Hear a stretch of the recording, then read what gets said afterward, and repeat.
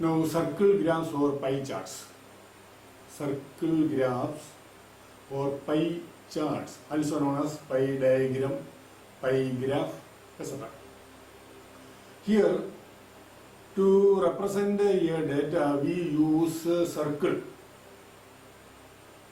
Circle. Then this circle is such that its whole area, total area of the circle corresponds to the total value of all the observations, sum of all the values of the observations. And then we divide this into sectors, subdivide the circle into sectors whose areas are proportional to the values of the individual observations. Individual observations. And this subdivided circle is known as the circle graph or pie chart. The method can be explained with a suitable example. So consider a school, the students studying in class 8. Suppose there are 600 students studying in class 8. 600 students studying in the class 8 in various divisions. And suppose some students are interested in mathematics, some students interested in maths,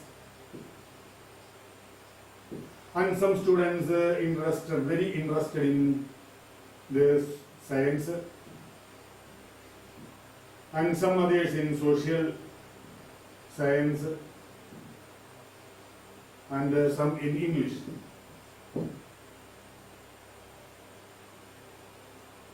And for other subjects, the students showing not much interest, average interest. This is the subjects, these are the subjects, that is, these are the favorite subjects of the students.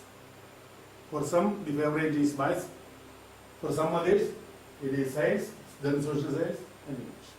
4. And now, among these 600 students, 200 students, or for 200 students, maths favorite. And suppose for this, say 150, social science 150, then English 100. Suppose these are the number of students whose favorite subjects are these maths, science, social science and English. Then this data can be represented by a pie chart by subdividing the circle into various sectors. To represent this, first we draw a circle of any radius. We can have any radius. So, suitably we choose a radius and draw the circle. So, drawn a circle.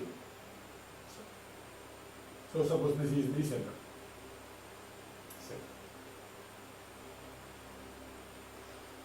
And then, first to draw one radius to start with.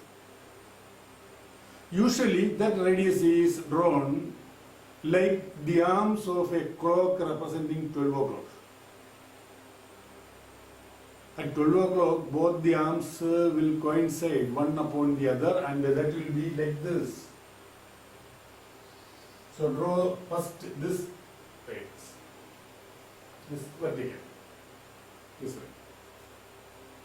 Then from this we start to subdivide this circle into sectors whose areas are proportional to the observations of this individual items, individual observations.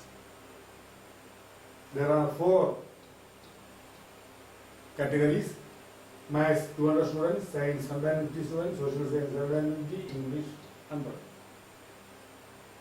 So divide the circle into four sectors. With the areas proportional to 200, 150, 150 and 100. Now how we can divide this into sectors of this proportional area? The area of a sector depends upon the central angle of the sector. Central angle. For this whole circle, the area corresponds to 600.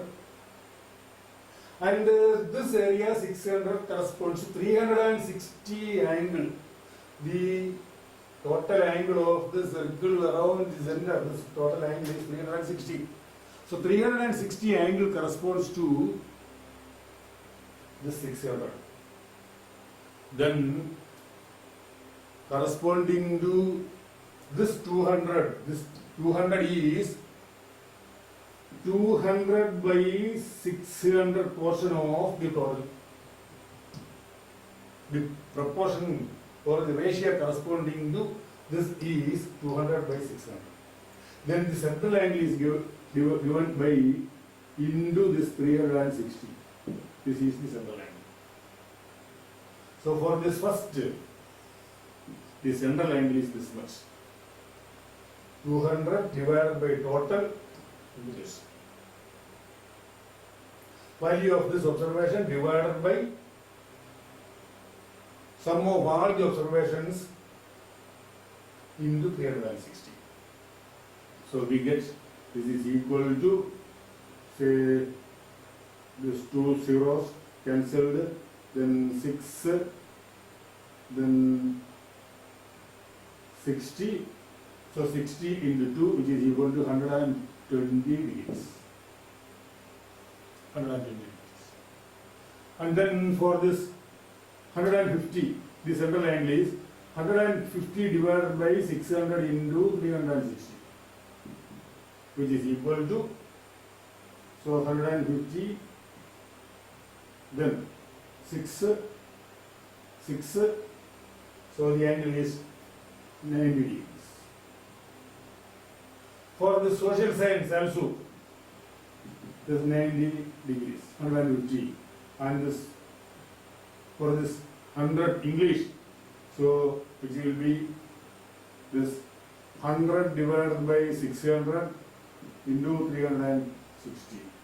So we see that the angle is 60, is equal to 60 degrees.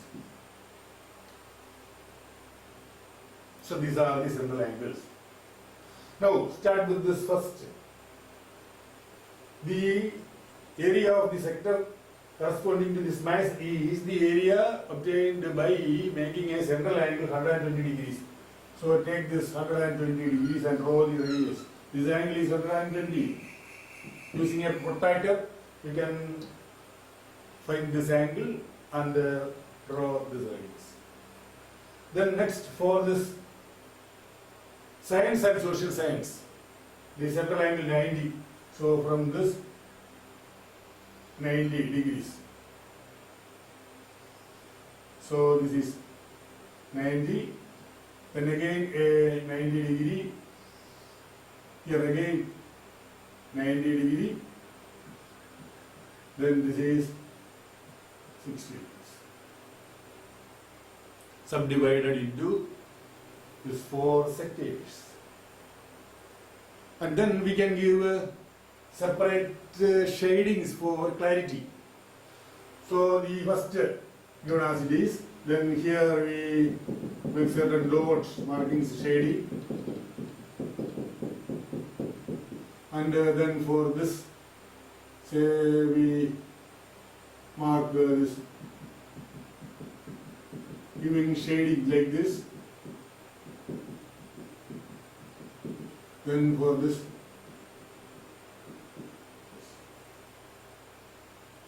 then indicate this.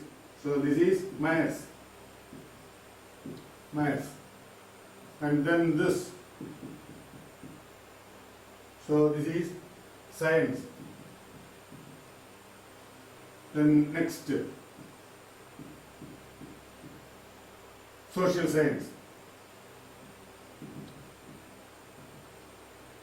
And then the last, which is English. So this is the circle graph or pie chart or pie diagram, and that's all. So this is the way in which we construct the graph, the diagram. Okay.